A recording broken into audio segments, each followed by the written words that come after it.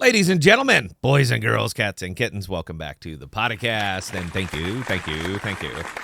For those who joined us on the live stream the last couple nights, man, I can't thank you enough. I really can't. We don't script. We don't do any of that. So everything is, and I'm sorry, we don't do fall back to charts.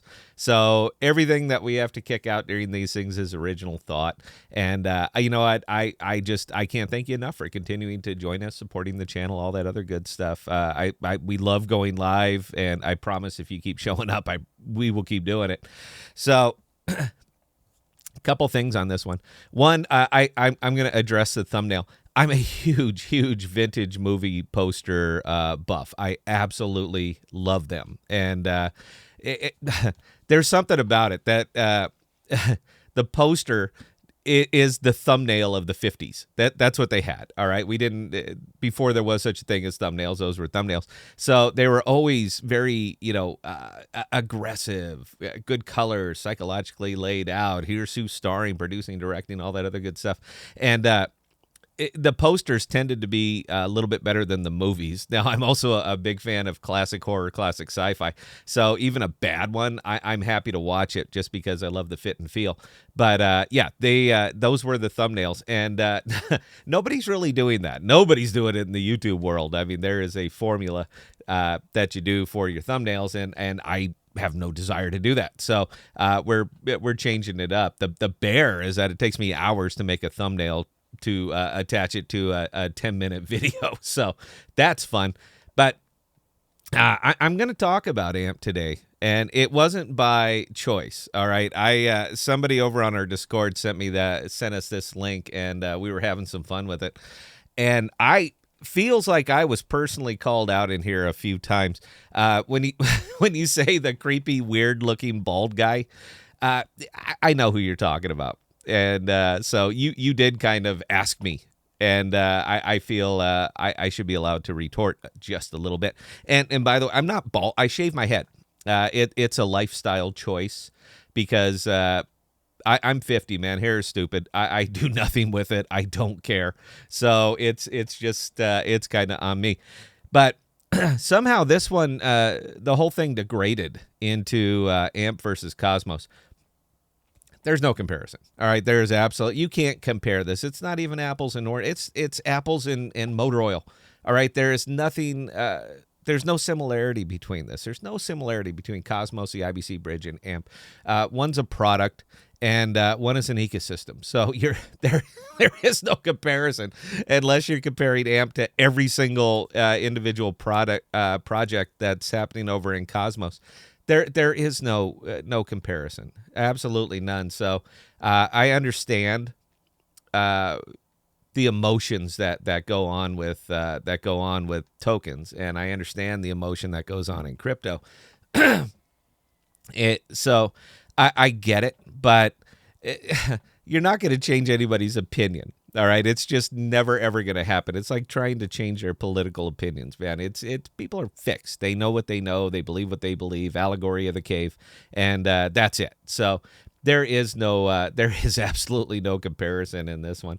Now I've been out of AMP for a while, and the reason that I've been out of AMP, I still think it's a good idea. I do. I really do. I know the product, man. I talked it up for a year. I know the product, but I just felt that they were not building where they should be building. That's really it. And the opportunity cost of owning AMP is just way too high for me. That's all it is. Aside from that, I think it's a good project. I like what they're doing. It's years out, years beyond years out. The one place I always fall back on a lot of this is who you building for. That's a question. This isn't an AMP thing. This is an AMP. This is an ACH. This is all the pay rails. Who are you building for? Because the people who tend to own crypto are not going out of their way to spend it. They're certainly not spending utility tokens. All right. Stable coins. I'll give you stable coins. I will absolutely give you stable coins. Why not spend a stable coin? But people are not spending their utility tokens. They're not going out of their way to spend scale or loot. They're just not doing it. All right. What's the point? You bought it as an investment. You bought it for what you believe it can do. And you didn't buy it so that you could turn it over and buy donuts and ice cream. You didn't buy that. So I think most of us can agree, and I'll never say always or everybody knows, because as soon as you say that, man, it's propaganda. All right, it's a rule of unanimity. It's propaganda from here on out. You can dismiss anything that this person is about to say, but I want to say that most of us didn't get into crypto to spend the crypto. Again, with the exception of stable coins. We got into it because it's an investment, and again, for what it's going to do. But that's probably your prime market. So even in your prime market, which is about 16% of the planet, you're only appealing to a subset of that, 10%, let's say 1.6%. So you're building a big project for a lot of people who are not going to really use it seriously. And the other side is the rest of the world. And this seems to be where everybody pins their hopes and dreams, is that as soon as it goes live, everybody's going to use it. Well, 84% of the world-ish, don't pin my ears back. I don't have a script here, but 84%-ish of the world don't own crypto, and they don't want to own crypto. And just because they can suddenly spend it doesn't mean that they're going to come out and jump all over this and say, well, hell, now I need crypto so that I can live my day-to-day. I don't see it happening. Not right now. This is going to take a cultural change, an absolute cultural change, to get people incentivized enough that they are now aggressively using crypto. And again, for me, it just comes back to opportunity costs. I believe in the project, and I believe that people will. But it's going to be years. And I simply cannot hold on to something at 4%, 4.38%. When the rate of inflation is 7, I'm literally losing money every single day. I'm losing a little bit more money because what I'm pulling in on the coin doesn't even keep up with inflation, and it's about purchasing power. So when everything costs more and what I hold is worth less, opportunity cost, man, there's nothing there. So yes, I did roll over heavily into Cosmos, and I did it because I read their white papers. I like their tokenomics. I believe in what they are doing over here. They're bringing on more and more projects every single day, and they're not all DEXs. That's what is most exciting to me. And if you want to know any more, just look up Jackal. All right, going to be going live next month. Changing up a lot of things, particularly over there in the Cosmos. So that's basically all I got, man. When I come down to AMP, the why I rolled out of it, and honestly, I was making real good money on it, man. I was scalping the hell out of it. So the fact that it's slowed down, that the lights are the shine is kind of off of it. And it's just not moving much. So, I mean, I can't even earn through scalping, and I earn 4%, man. I'm sorry, it's insulting. I know people applaud it, go out of their way, look at this, better than a bank. But I do better over on the Cosmos. That's really all it comes down to. But I assure you, and this is the fun part, I assure you that if AMP does get it together, if the market starts to develop, if I start seeing better opportunity in this, I'll be back. All right. And you might not like it, but there's nothing you can do to stop it. So when I think it's going to be profitable for me to jump back in, I will absolutely jump back in. I like it. I know the product.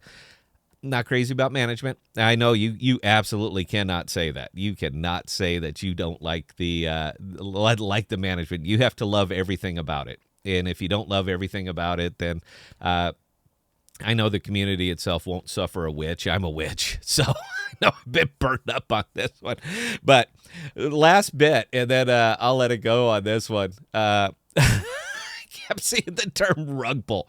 Cosmos is a rug pull. I keep seeing over and over and over. It's only the same few guys, but really, really bright, real bright idiocy sometimes needs to be addressed. Let's take a look at the rug pull. I'm only showing you 3 pools here. Only 3 because, honestly, I think it makes the point.